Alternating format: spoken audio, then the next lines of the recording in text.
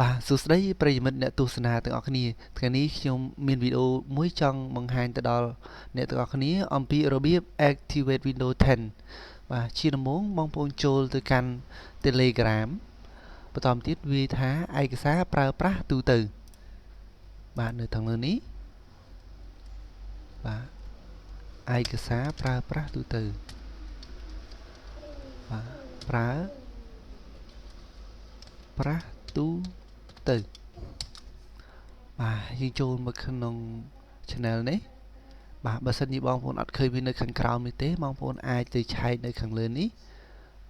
បាទចុចថងនេះហើយយើងយកពាក្យថា file ហើយវាយពាក្យថា KMS tool KMS បាទប៉ុណ្ណេះមកវាចេញបាទទាំងពីរនេះអាចប្រើបានដូចគ្នាប៉ុន្តែបើយើងយកអាក្រោមទៅវា version 2024ហើយខាងលើនេះវា version 2022អញ្ចឹងយើងយកអា2024ចុះយើងចុចមើលស្ដាំហើយចុចពាក្យថា save as យើងយក desktop ចុច save បាទរួចយើងបិទ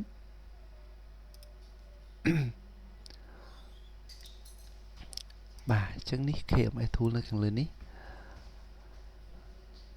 បាទអញ្ចឹងមុននឹង extract វាបងប្អូនចូលទៅបិទកម្មវិធីចាប់មេរោគសិនទៅនេះបិទ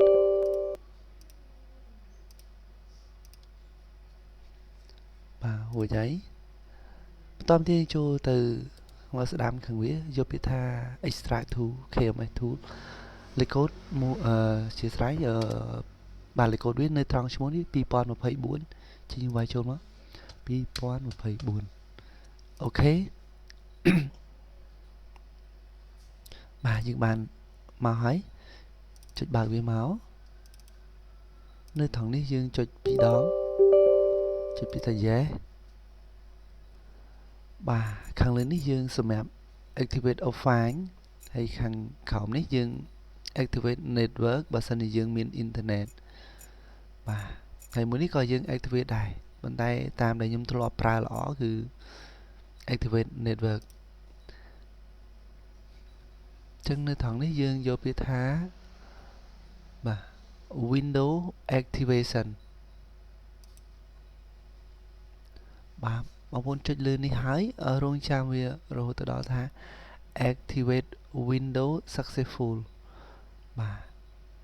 នៅពេលដែលវា successful ហើយយើងអាចចុចបិទបានហើយយើងប្រើបានហើយ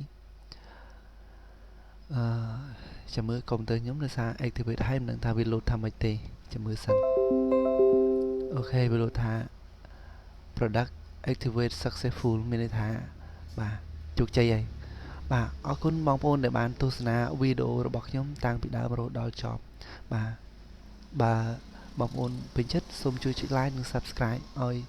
channel របស់ខ្ញុំមួយផងបាទអរគុណច្រើនជម្រាបលា